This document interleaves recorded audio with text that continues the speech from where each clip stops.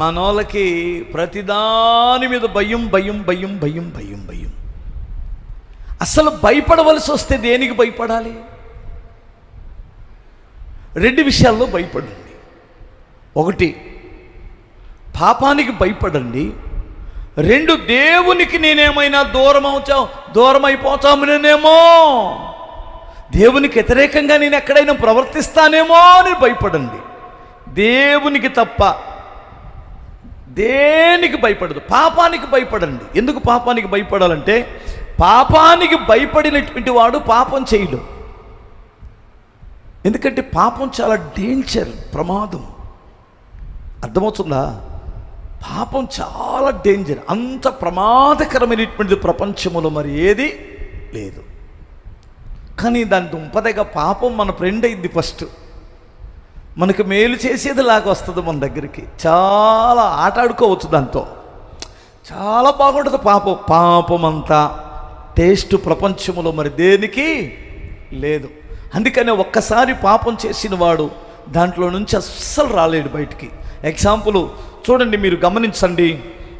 ఒక్కసారి 2 సార్లు 3 సార్లు 4 సార్లు మందు తాగితే వాడు అందులో నుంచి బయటకు వస్తాడా? చూసారా ఎంత కమ్మగా ఉంటుందో. తర్వాత ఊపిరితిత్తులు చెడిపోతున్నా, గుండెలు చెడిపోతున్నా, లివర్ పాడైపోతున్నా, వాడు దాన్ని మానకపోవడానికి కారణం ఏంటంటే పాపం అంత టేస్ట్గా ఉంటుంది కదా. ఒకసారి సిగరెట్ తాగి అన్నాడు అనుకో, పాన్బరాకు వేసాడనుకో, గుట్కా వేసాడనుకో, అది మానటం లేదు. ఎందుకంటే ఆ పాపానికి ఉన్న టేస్ట్ అలాంటిది. పైపెచ్చు మందు తాగేవాడు ఎలా తాగుతాడు?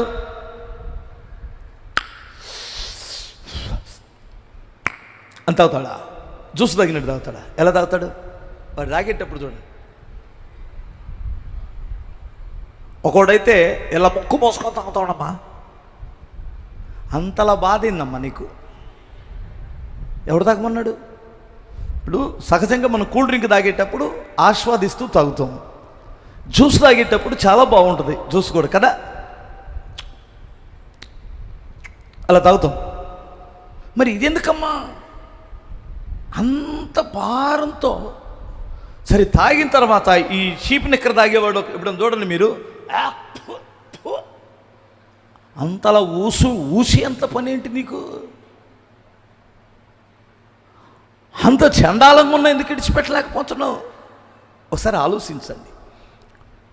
ఒక్కసారి పేకాట అబ్బితే, ఒక్కసారి పాపములో ప్రవేశిస్తే, ఒకసారి ఒక స్త్రీతో ఒక పురుషునితో సంబంధం ఏర్పడితే అందులో నుంచి బయటికి రావడం అంత తేలికైన పని కాదు.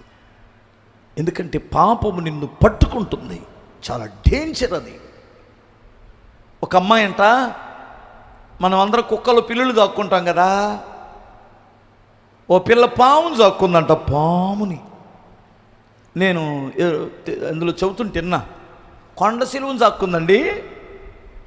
కొండ సిలువను సాక్కుంటే అదంతా ఇంత పెద్దదైపోయింది.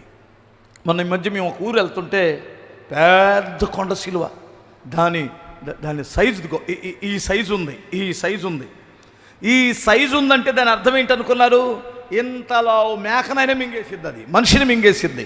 ఎందుకంటే దాన్ని పొట్టకున్న ఇదేమిటంటే అది రబ్బర్ ట్యూబ్ లాగా సాగిపోయింది అనమాట, ఎంత మింగిన. అలా మా కారుకు అడ్డం వెళ్తుంటే మమ్మల్ని ఏం చేయదు, కానీ మేము కారులో ఉన్నాం. కారులో ఉన్న వాళ్ళు మాత్రం నోరు తెరిచి కప్ప తెరిచినట్టు అంటున్నారు. ఒరే మనం కారులో ఉన్నాంరా, అదేమో రోడ్డు మీద వెళ్తుంది, అంత భయపడమాకరా అంటే, ఓ మర్చిపోయా కారులో ఉన్నాం కదూ, స్తోత్రం చెప్పాలి. ఒకడికి చచ్చే భయం. కారులో ఉన్నవాడు భయపడాల్సిన అవసరం లేదు. కారులో ఉన్నట్టు మీరు క్రీస్తులో ఉంటే భయపడాల్సిన అవసరం లేదు. మిమ్మల్ని మింగలేదు. మీకు అర్థమవుతుందా? కారులో ఉన్న వాళ్ళకి మాకు భయం లేదు, ఎందుకంటే కారుని మింగలేదు కదా. దాని బాబు దిగొచ్చిన కారుని ఏం చేయలేదు. నువ్వు క్రీస్తులో ఉన్నావు. ఆ అమ్మాయి కొండ సిలువను సాక్కొని ఎప్పుడు పక్కలో పడుకోబెట్టుకుంటుందట. అది కూడా అలా ఆ అమ్మాయి మీద ఇలా పాకుతూ హ్యాపీగా పడుకుంటా. చిన్నప్పటి నుంచి పెద్దదైపోయింది, ఇంతలావునైపోయింది. అది 4 రోజుల నుంచి భోజనం మానేసిందంట, ఆహారం తినడం మానేసింది. పాపం దాని మీద ప్రేమ కదా, ఆ అమ్మాయికి సోక్కున్న పిల్ల కదా, ప్రేమ ఎక్కువైపోయి డాక్టర్ గారి దగ్గరికి వెళ్ళింది సలహా తీసుకోవడానికి. ఏంటో తినటం లేదండి ఇదని. ఆ డాక్టర్ గారు అడిగాడు, అమ్మా 4 రోజుల నుండి దాని ప్రవర్తన ఎలా ఉందో ఒకసారి చెప్పు అన్నాడు. ఏం లేదండి, పాపం ఏమీ తినటం లేదు, పాలు తాగట్లేదు, ఆహారం పెడితే తినటం లేదు, నా వైపు మాత్రం అలా చూస్తూ అలా అంటుందండి అనిందట. 4 రోజుల నుంచి ఏం తింటలేదు. ఇప్పుడు దాన్ని ఏం చేద్దాం అనుకున్నావు? అదేనండి, ఏదైనా ట్యాబ్లెట్లో మందులో ఇస్తే దానికి ఆహారం పెడతాననిదట. నువ్వేం అంత ప్రయాసపడిన అవసరం లేదు, 4 రోజుల నుంచి అన్నం తినట్లేదంటే నిన్ను తినడానికి ప్లాన్ చేస్తుంది అది. ఎందుకంటే 4 రోజుల నుంచి కడుపు ఖాళీ అయితే కానీ నువ్వు పట్టవనే సంగతి దానికి తెలుసు. అర్థమవుతుందా?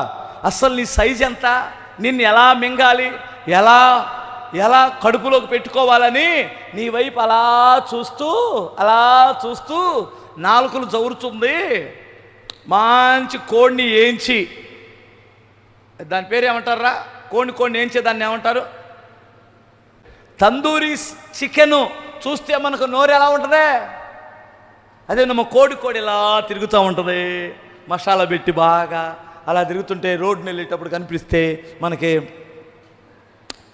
అమ్మ ఉంటుంది. ఒక్కసారి కూడా నేను కోడిని ఎప్పుడు కొనుక్కోలేదురా. నువ్వు కొనుక్కున్నావా? అబద్ధం ఆడుతుంది, మీరు ఎలా తెలుసురా? హల్లెలూయా. మీకు నోరు ఊరుతుందా? మరి ఏం చేయాలి సార్ అనిందట. వెంటనే తీసుకెళ్ళి దాన్ని అడవిలో విడిచిపెట్టి, లేదంటే నేను మింగేసింది అన్నాడట. మీకు అర్థమవుతుంది కదా? కొండ సిలువు లాంటి ఫ్రెండ్స్తో డైలీ చాటింగ్ చేస్తున్నావు కదూ కొండ సిలువుతో. హలో బంగారం, తిన్నావా? అవును మర్చిపోయాను, నేను ఫీజు కట్టావా? నేను కట్టినా. ఎందుకు ఈ కొండ సిలువుకి అంత ప్రేమ పెరిగింది నీ మీద? ఏ అమ్మాయి, ఈ కొండ సిలువది లేదు బ్రదర్, నాకు 10th క్లాస్ నుండి పరిచయం, 10thలో ఒకే స్కూలు, మరలా అనుకోకుండా ఇంటర్మీడియట్లో కూడా ఒకే కాలేజీ, తర్వాత తండ్రి చిత్తం అనుకో, అది కూడా తండ్రి చిత్తమే. అసలు మా అమ్మ నాన్న కూడా అడగరు బ్రదర్, నన్ను అన్ని విషయాల్లో జాగ్రత్తగా అన్నీ చూస్తాడు ఆ అబ్బాయి. నాకు కాలేజీలో కూడా కాపుదల అతనే, కొండ సిలువు. మరి ఏదో ఒక రోజుని మింగేస్తాడు రై, కనపడో. భయపడవలసింది పాపానికి, పాపముతో చతురులు కాదు. భయపడితే దేవునికి భయపడు, లేదా పాపానికి భయపడు. ఇంకా దేనికి భయపడొద్దు, సాతానుకి అస్సలు భయపడవద్దు. మీకు అర్థమవుతుందా? మనోళ్ళకి ఈ భయాలు ఉండవు. ఏ భయం ఉంటుందే? అమ్మో సాతానే, రాత్రి చీకటి కనపడింది బెదర్, రాత్రి ఇటు నుంచి ఏదో శబ్దం వెళ్ళింది బెదర్, గల్లు అన్నది బెదర్, నీ మొహం బెదర్, ఏం కాదు బెదర్. అర్థమవుతుందా? ఆడేం చేస్తాడు? లోకంలో ఉన్నవాడి కంటే మనలో ఉన్నాడు. హల్లెలూయా. నీ నోటి నుంచి వస్తున్న యేసు నామ స్మరణ, అది దుర్గములను పడద్రోసేటువంటిది. సాతాను యొక్క దుర్గములను నీకేం పెద్ద ప్రార్థనలు కాదు, నాకు పెద్ద ప్రార్థన రాదు బెదర్. ఏ ప్రార్థన రాకపోయినా యేసు రక్తమే జయం, స్తోత్రం యేసు రక్తమే జయం అంటే అక్కడ నాకు తెలిసి 100 కిలోమీటర్ల అవతలకి వెళ్ళిపోయింది దయ్యంగాడు. మీరు నమ్మండి, స్తోత్రం చెప్పాలి. మీరు నిజంగా నమ్ముతున్నారా? నమ్మితే చేతులు ఎత్తండి. అస్సలు దుష్టుడికి భయపడవలసిన అవసరమే లేదు. మీకు ఏది వినపడిందంట అప్పుడెప్పుడు? నాకు పాములంటే భయం రా, దయ్యాలంటే భయం. ఎందుకంటే దయ్యం వచ్చినప్పుడు నా దగ్గరికి ఎవరు వస్తారు? ప్రభు ఉంటాడు. హల్లెలూయా. పాము వచ్చిందనుకో, మన దగ్గర కర్ర ఉండాలి. మీకు అర్థమైందా? పాము డేంజర్, కానీ దయ్యానికి భయపడాల్సిన అవసరం లేదంటాడు. దయ్యం ఎలా వస్తుంది చెప్పనా? దయ్యం ఎలా వస్తే, ఒక అమ్మాయి రూపంలో వస్తుంది దయ్యం, ఒక అబ్బాయి రూపంలో వచ్చింది దయ్యం, డబ్బు రూపంలో దయ్యం వస్తుంది. మీకు అర్థమవుతుందేమో? దాన్ని వాడు కుయుక్తి అలా గమనించండి అంతే.